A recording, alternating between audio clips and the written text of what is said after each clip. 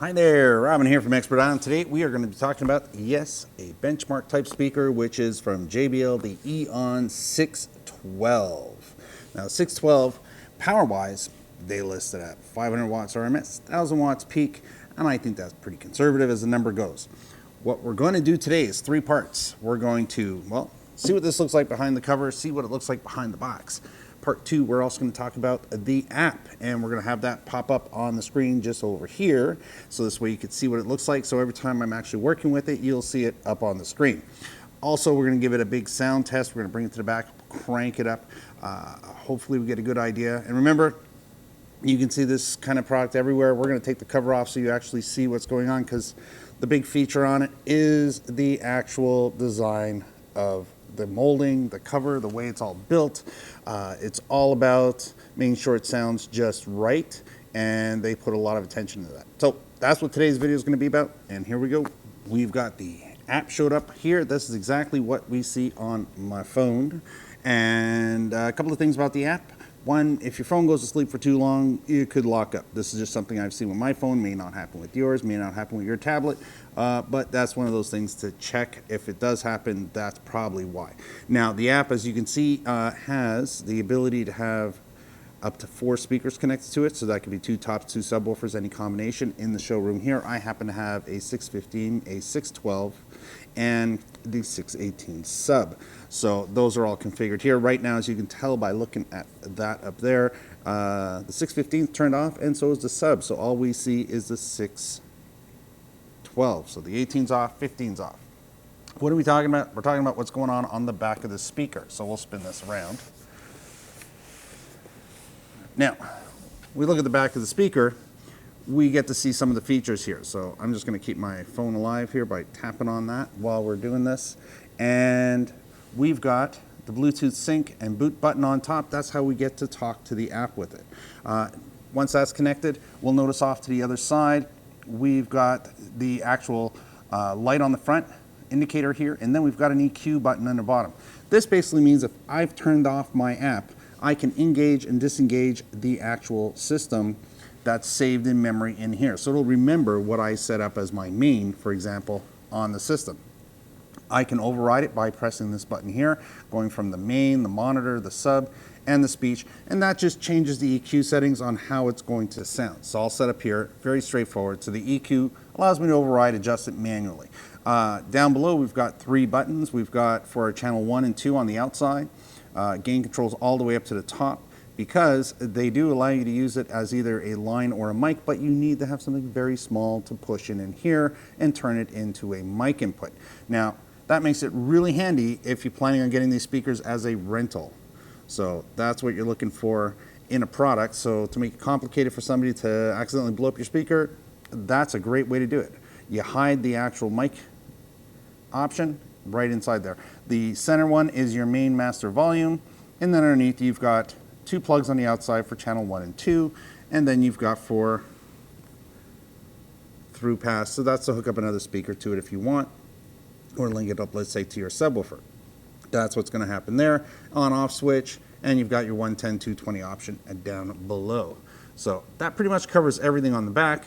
And what we'll do is we'll spin it around and we'll see. Now you'll notice that I'm going to set, just before I turn around, I'm going to set my gains at about 65%. My limit for overall volume, master volume, is going to be at 50%, and that's because we're really close to the speakers here. So we'll turn this guy around, and we'll see how this sounds from the front side. Again, at this point, we've got our display up. I'm going to hit the play button. So here we can actually go through the actual functions on the actual app itself. So if we look at the top corner right dead center in green, we've got a dB rating. It's picking up the ambient dB of my system. So as I turn it up,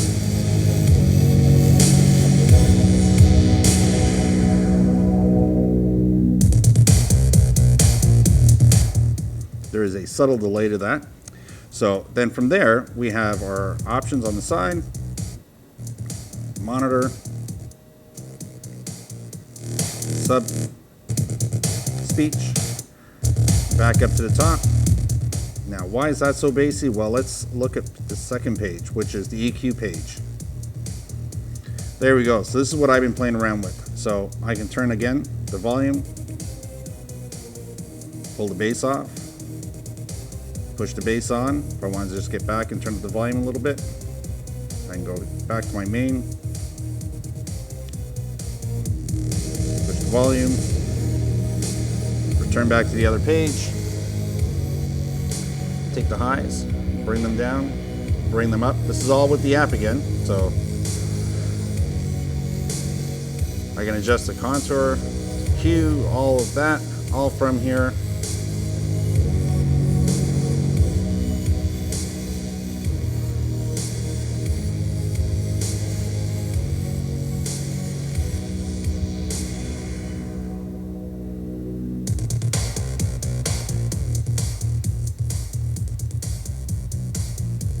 Tighten it up, open it up.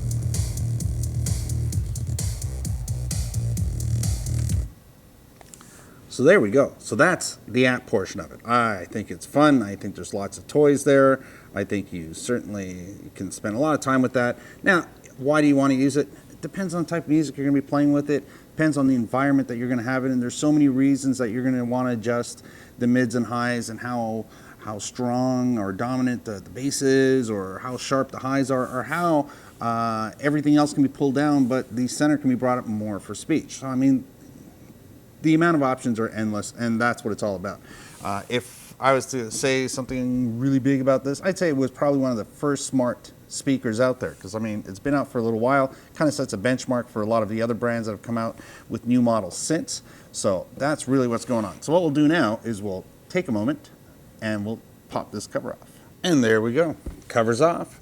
Waveguide design. Now, what does that really mean and why is it really there? It's one of the 3 features they mentioned on their website. The first one is design, purposefully built. So it's versatile product, it's solid. If you drop it, you're fine, that sort of thing. That's what the first major feature is. The second major feature is this right here. And then the third one is Bluetooth. So we already covered the Bluetooth. We know it's a real rugged design, but what does this really do for us? Well, the horn on it has a dispersion rate. So how fast and how wide of an angle does it actually go across the room? A woofer normally has a larger dispersion rate. So you end up, if you have guests that are off to the side, normally on a regular speaker, you have to make sure the speaker covers them with the horn. So this way they're not going to get a very bassy, low end, muddy design in the sound. So what they do to make sure that everybody hears something good is they limit the woofer from getting too far off to the left and right. So this acts as a wave dispersion. So it controls the sound from going beyond the tweeter's capabilities. So that's really what this is all about. So it's a very smart idea. It works really well. It doesn't take away from any of the sound that the speaker's going to, generate naturally. Trust me, JBL's got some pretty smart guys working there. They're pretty good at making this right. Outside of that, everything else is just like what we're going to see in a lot of other speakers, except that, this one here, fly wire connections, all of that, all built really well, really heavy duty speaker without weighing a ton. So we're going to be using this as a benchmark to other products. So what we're going to have right now is up on top somewhere, I'm going to have a survey, and that survey is going to be asking you, what speaker do you think I should put up against this? So have a look at the different models that I have listed there. Choose one that you think be appropriate, and we'll put a side by side challenge of those 2 speakers. What we're going to do right now is we're going to take it off to the back, and we're going to plug it in, and we're going to take a listen to it. Okay, so I've got everything all set up here, and I had to turn the app back on my phone because I forgot to actually turn the volume level up. Now on the back, there's a button to turn the EQ off and on, but it doesn't seem to affect the volume. So if you take your volume and you turn it down to 25% while you're playing around with the app, you're going to have to remember to go back and turn that back up, because then you turn the EQ off and on. For some reason here, I can't seem to get that volume to go back up digitally. So I turn the app on. That's what we have up on the screen here, and I'll show you what was wrong. If you look at this volume knob right here on the screen, that was down to, well, there, down to the bottom. It was like at 16, 20, something like that. And as soon as I brought that back up, all my problems went away. So there you go. Again, you turn the EQ on and off from here. So we're going to hit play and we're going to see what it sounds like. And you'll notice some things change on the EQ, and that's also going to change the way it sounds here.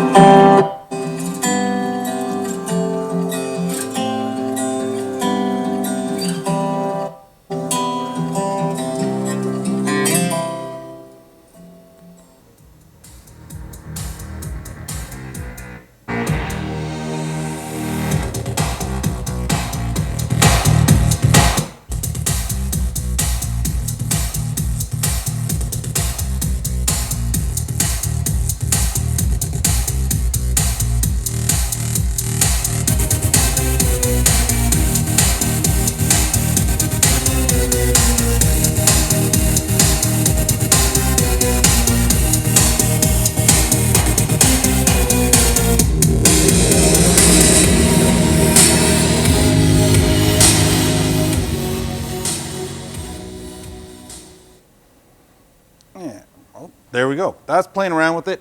That's seeing how it sounds. It's quite a variety of what you can do. You can pretty much turn that speaker into anything you want.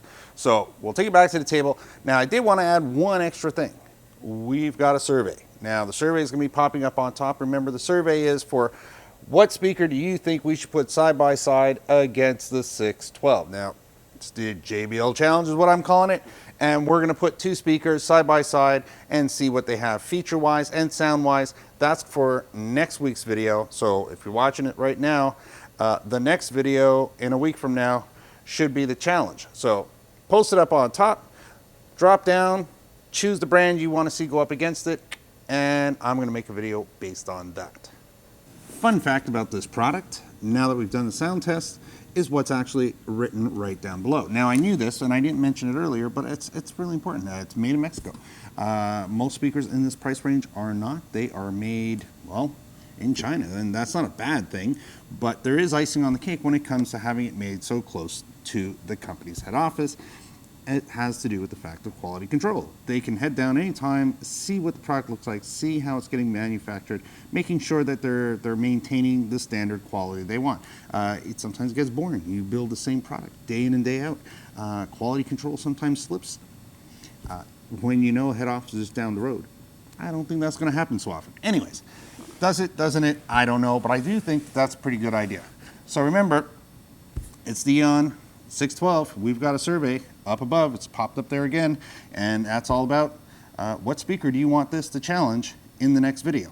So it could be any one of the ones listed up above. You pick the one you'd like to hear against this one and see the features against it. Remember, It's a good benchmark piece, a little bit more expensive than the other speakers in this category, but if you're looking for a real heavy-duty workhorse of a speaker, not crazy loud because that would cost you 3-4 times as much, but loud enough to compete with pretty much everybody else in the price point, then you're looking for something like this, the JBL EON612. So thank you very much. I hope you subscribed. If you haven't, hit that button. It's always there for you, and we'll see you on the next video. Bye for now.